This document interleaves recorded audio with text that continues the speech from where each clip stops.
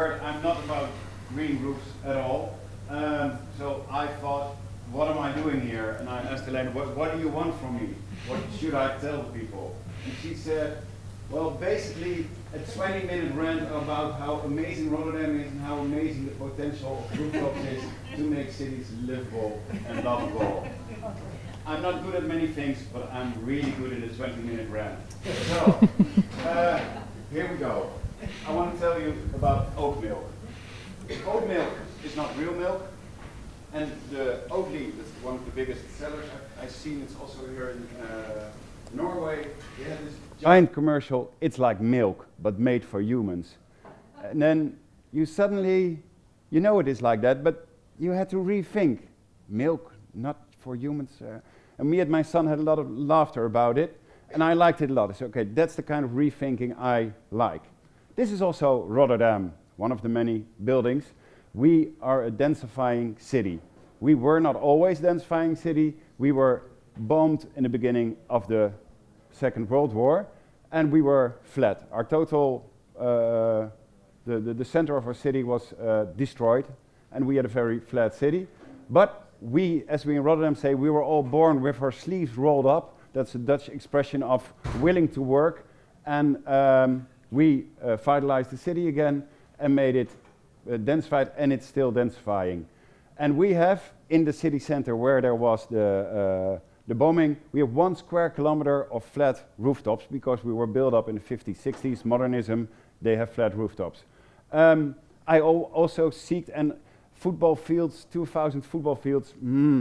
We have a big lake, which is 1 kilometer by 1 kilometer, and I always say that lake, the Kralingse Plas, it lies above our city center, and we do nothing with it.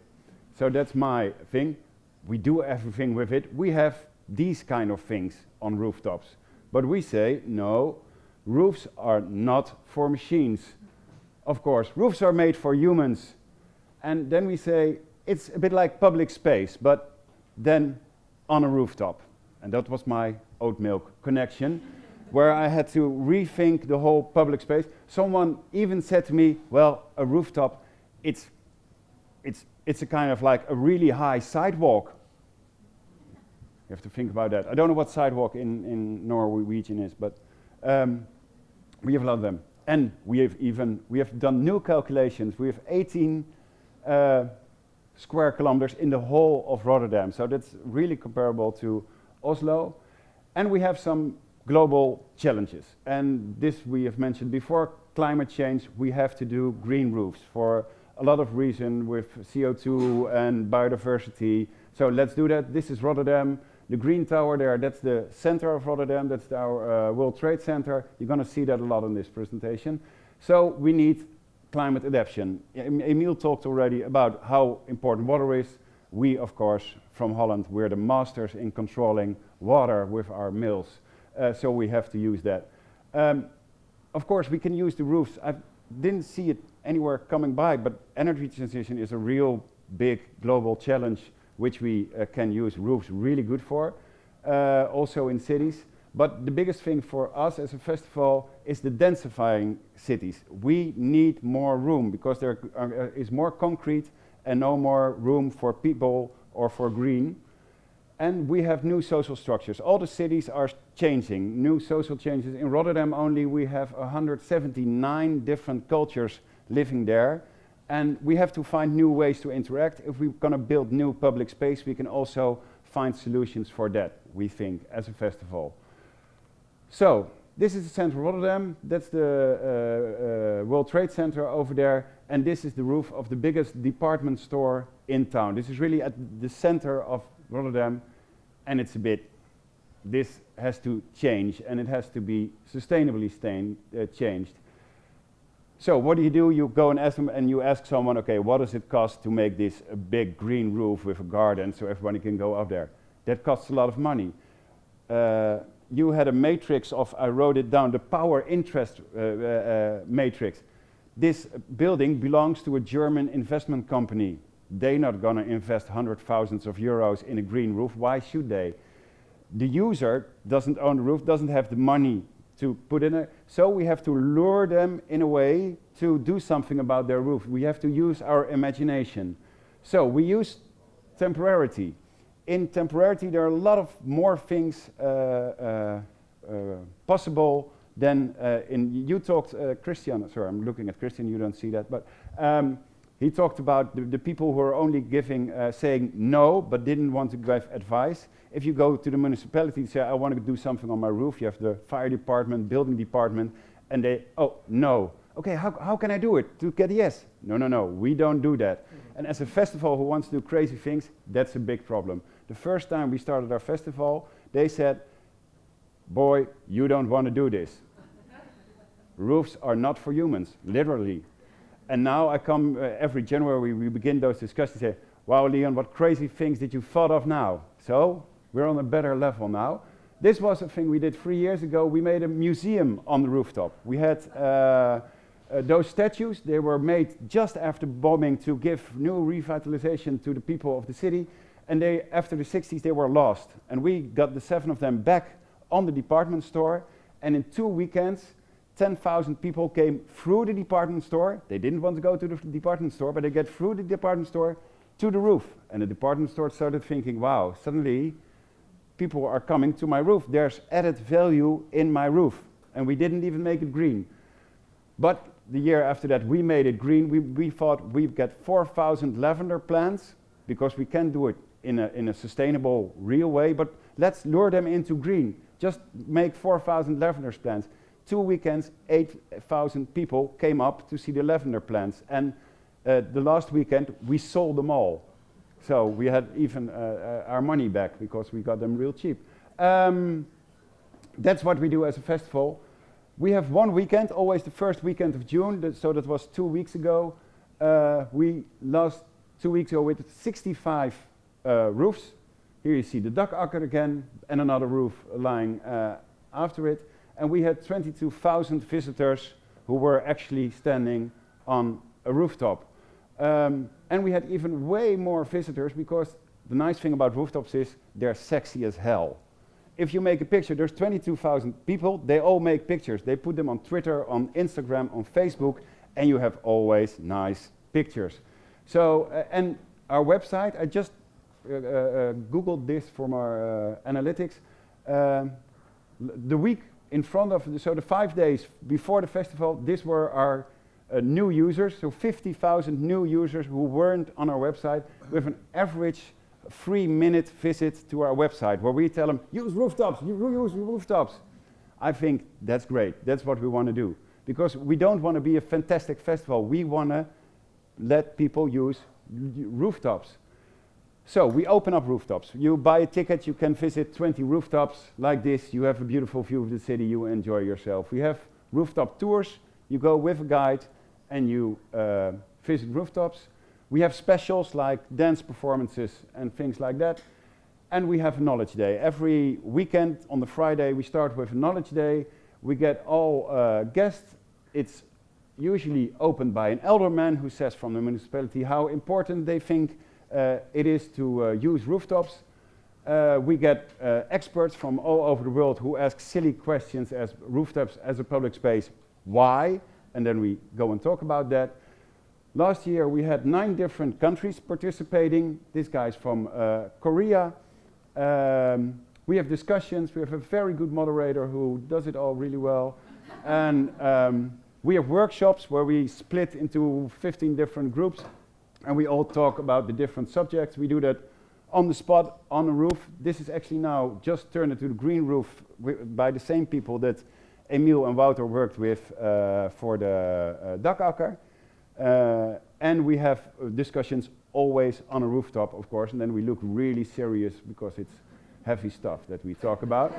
And every year we choose a rooftop hero. And this one, it was Bruno from Portugal, who is setting up a network of all European cities who are doing promotion. I'm falling out. Can someone help me? And he's really great in that, and we wanted to award him for. I'm not good at this stuff.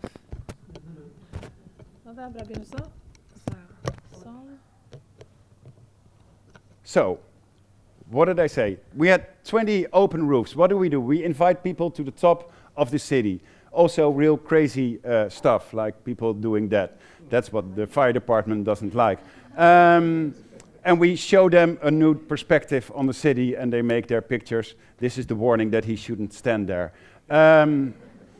But we also have cozy things, drinking a beer on a rooftop, just hanging out, drinking coffee, playing table tennis, and of course visit the famous Dakakker, because it is actually the best roof we have in Rotterdam and I think in Europe, thanks to Emil and Wouter. And it actually just looks like this. And here is the World Trade Center, and this is City Hall. So it's really at the center of the heart of the city.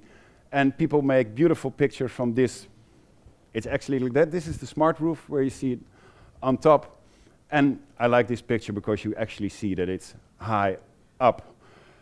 So that's one of the places you can visit, but there are a lot more places where you can just hang out in Rotterdam, or we made a ball pit on top of a rooftop. We made children's for their cars to play with, or we put these things on top of rooftops. We had virtual reality. Here you could, in virtual reality, see how it is to walk on the edge of a rooftop. That is really scary. That's why she's so... it's incredible and really simple, but... or you just meet someone who's step dancing on a rooftop, or you do your own dancing on a rooftop, or you play soccer on a rooftop. We did this with Red Bull. Of course, this is not real green. This was artificial green, but about real green, we have advisors who tell you what you can do on your own rooftop and the advantages of getting water there. We have people who, now, in a more simple way than the Emil just explained, explaining the whole water retention system. We have here someone who's doing alpinism who sleeps on walls of mountains in big height, and we took them to 130 meters to tell her story there to the audience. We have real crazy rooftops. This is one of the greatest architectural rooftops that we have. People often think this is photoshopped, but this is real. This is from Winnie Maas from MVRDV, and it's a great rooftop, but just use your imagination. And people just go on rooftops and photograph and be a part of the city, go to places where you normally never go. This is a real great rooftop also next to the Dakakker, where you can walk the whole, around the whole building. And a lot of selfies, like I said. This is social media heaven. I don't even look anymore about what people are posting because it's not doable to track it. And it's all rooftop promotion. Or people let themselves, we had a photographer from a newspaper, and you could be on the, how do you call that, trampoline, to let yourself, when you see the photos, you're actually above the rooftops, because she was really low photographing. This year we had a rooftop supermarket on top of a parking garage, where we made it really easy to buy your own green for your own rooftop. And we had supermarket carts and things like that, and everybody bought their plants there, and we were almost sold out, so that was really good. We built a free running. That's a big thing now in Holland, where people try to run on rooftops and do all tricks, and with scaffolding we build a nice thing, and also little kids tried their way on a rooftop. And collaboration was also a word that felt. We have 80 volunteers who are down and up the rooftops, who count all the people, because every rooftop has its own specifics about how many people can be on there or not, so we really depend on those guys. During the weekend there are 127 people working for the rooftop days, so I'm really happy that we can manage that. Last year we had 22 different tours, and so in total there were more than 150 tours that could be booked on our website. That's also quite a challenge, and like this guy is, you don't see it here, but he has a beehive here on this height, and he tells people about it. This is a hospital. They have 46 of those trees on the 8th floor of the hospital. They just built a new hospital, and they call it a healing environment. And the reason why this is so wide is because also people in their bed can go up the roof. So when you're visiting someone, you can take them with their bed and go up the roof. They call that a healing environment. And it's great because you have a great view on the city, it's quiet, and they actually, 1 month ago, they discovered a new wasp species for the Netherlands. They never seen before, and it was found here. Probably they didn't look good on the ground, but here it was thought up first. We visit all kinds of animals. We also, I'm glad you're having chickens. We have, no, not a lot, but a few people who have chickens also on their rooftops. We tried to do pigs on rooftops, but we got in trouble with the party for animals, the animal party, and they said, no, they are afraid of heights, so you cannot put... And we didn't want to go in that discussion, because we don't know what they think. We go by people's houses. This guy here with the bald head, he has a bathtub on his rooftop, so that's also nice to see what people can do with their own rooftop. This is someone who really loves her whole green rooftop and shows it to people. This guy makes his own guitars and shows them and plays on it. These people were on a place where they never thought they were coming unless they get a job as a cleaning man, but now they can be on a very special place. This is on top of the central station. This is inside of the roof of the central station. So we have also the under the roof tours. We have that in a church and in the central station. We have tours for disabled people. The first 2 years, people say, I'm disabled, I cannot go to the roof. No, sorry, this is not that kind of festival. Yeah. But then we thought, we can make it work. So now we have 2 tours also for disabled people. And this was a really nice tour. This guy is blind, and it's an artist, and he took people with them to tell them what he thought about rooftops, how he unlived rooftops.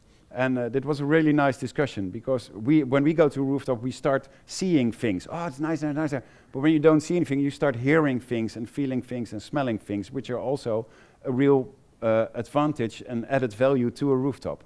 And he could really good explain that. We have the specials. Like I said, this was a dance performance. We have every year yoga, 150 people on a rooftop. We have a lot of musical concerts, wild concerts on top of rooftops with really nice views. This year we had pyrotechnics also. This is on top of the tower of the church, intimate one. This is a jazz concert where people were blindfolded, so they were in the city and they only listened to the music, but because you were on a rooftop, you hear all the sounds of the city, the cars around you, and that melted in one big concert, and they didn't know they were on a really ugly parking spot. We had a classical concert last year. This year we had a big band on a rooftop. We have people on other rooftops, which you can listen to by a headphone. Then someone is singing there, and then it's the whole picture of rooftops gets really crazy. Or a poet on a rooftop who is trying to communicate with his audience, and they're all wearing headsets so they can hear him. And there you can see here the performer and here the people at night listening to the performer. And he's a lonely one at a rooftop. I like that. This is a dance performance on the 8th floor of a ship. So we have still discussion, is the top floor of a ship still a roof? But we think that cruisers were actually the first one who really used their roofs from the beginning. So it's a really good example. We also had jugglers in the ball pit, of course, which was a really nice thing, and they did it outside on the rooftop and in the ball pit itself. We had for 3 years competition, because we don't have, we are totally flat in Holland. We don't have any mountains, but we have a lot of people who like biking. And of course, the nicest thing about biking is going up. So we had a competition of going up through a parking garage. We closed it down for the Sunday morning. And we had a real bolletjestrui, how do you call it? The jersey with which you get when you are the fastest climber. Which was quite fun. And we had a competition also with the free running, and this guy got second. I cannot show what the best guy did. And we have rooftop screening, of course. This is the same rooftop as where the people were who were blindfolded, but it has a real nice inner city ring to it. And people ask, what do you do when it rains? We are Dutch, we just stay there with our blues. And there were 150 people with umbrellas, and it was raining cats and dogs. But whatever. We have also special interest in some things. A real big problem is loneliness in big city among the social challenges. And that's a lot with elderly, so we organized lunch bingo. I don't know if bingo's are a thing in Norway. And she's a travestite, and she does the bingo thing. And there were, on Saturday and Sunday, 200 elderly people who were playing bingo, and they were walking, in the end, the Polonaise together. So they had the day of their life, or of their month at least. And I really love that, to have a really broad audience and not only the happy few who can be on a rooftop.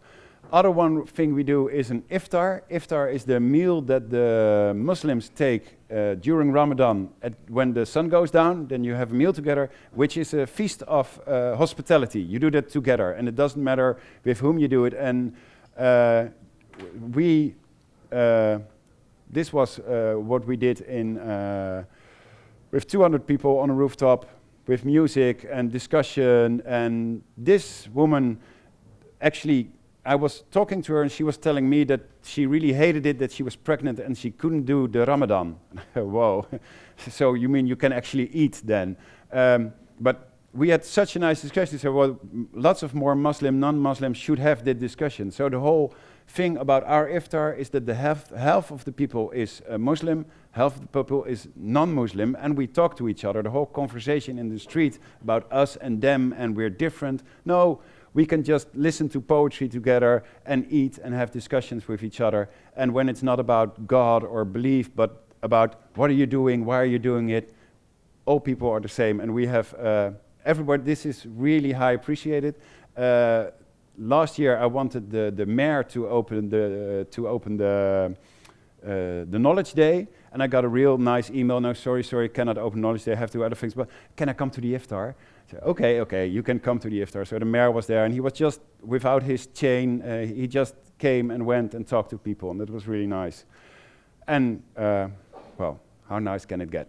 And of course, we also do things for young people who want to dance. We do this now for 5 years already, the silent disco thing, where you can switch between 3 DJs that are playing. Here the DJs are on top of they're here, and this is the green DJ, the red DJ, and you see on the headphones to which channel they are listening. And we wanted to call this event God is a DJ, of course. And the guy from the church said, God is a DJ, that's maybe not the right. Could we call it God is also a DJ? That was also a nice title. And then you see people, this is taken from the church. We had 3 different roofs where they could go and dance. This was another year where we had a parking garage where 700 people were dancing. We did it on top of a ship.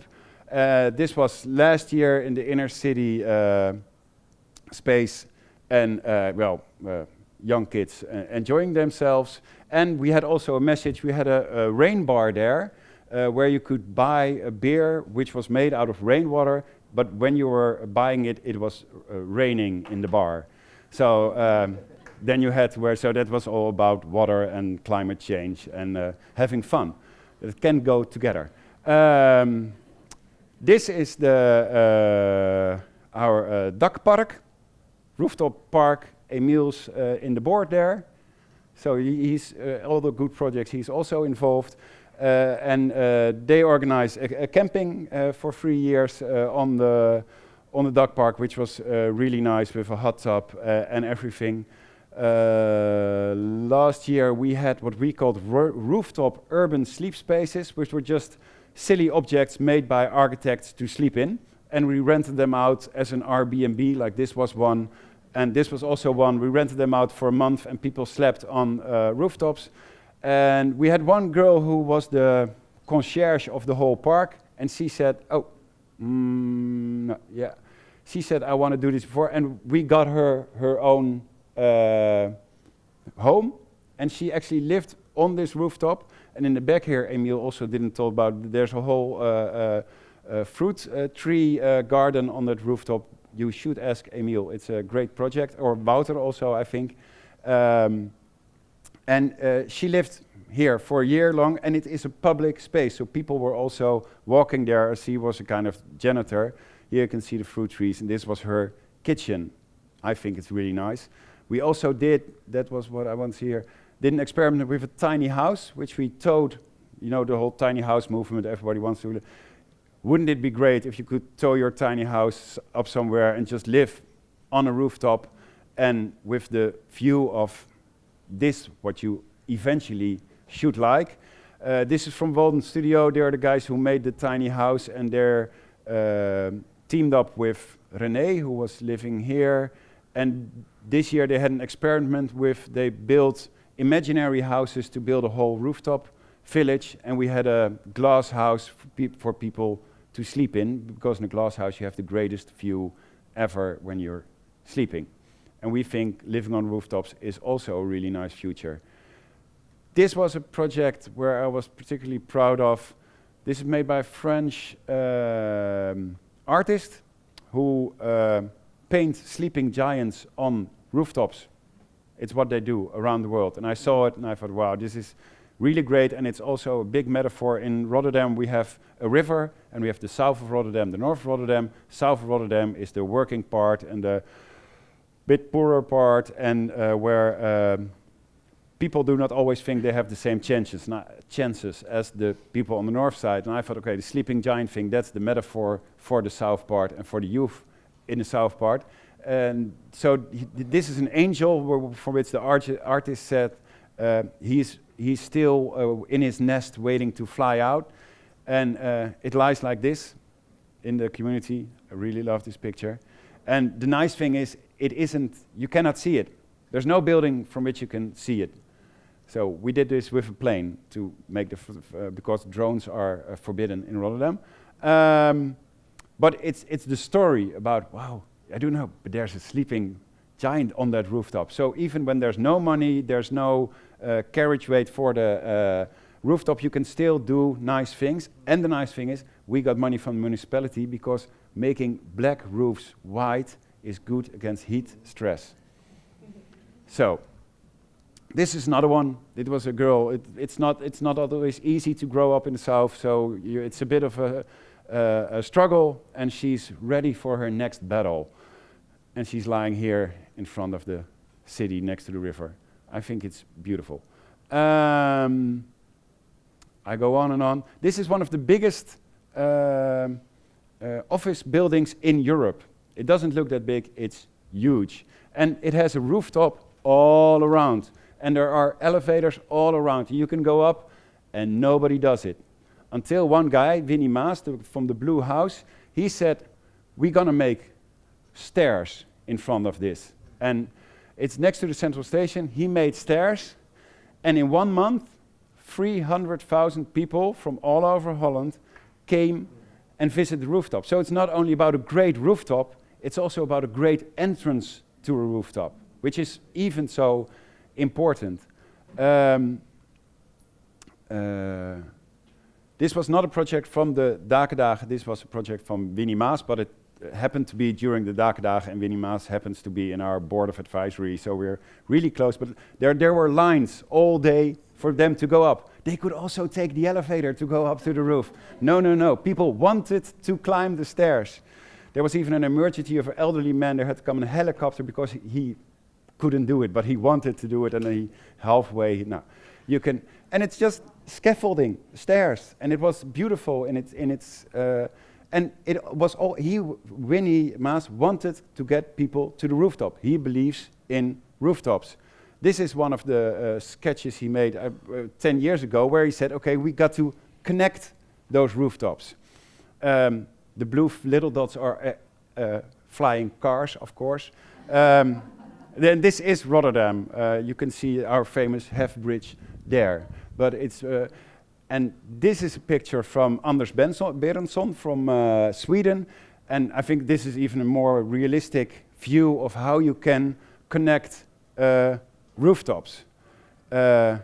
like this. This is beautiful. And I found also footage from New York where people had visions from the future where they connect rooftops. Because every rooftop is an aisle. And it's a small thing. You want to connect the aisles. You want to make a layered city. You don't want to make a new upper city, but you want to connect those. You want to have a whole new layer in the city. So we're now with Winnie Maas what we're doing for 3 years now already is we connect rooftops by wire. And what can you do with a wire? You can walk up a wire. There he is. The guy's 24 and he's from Rotterdam.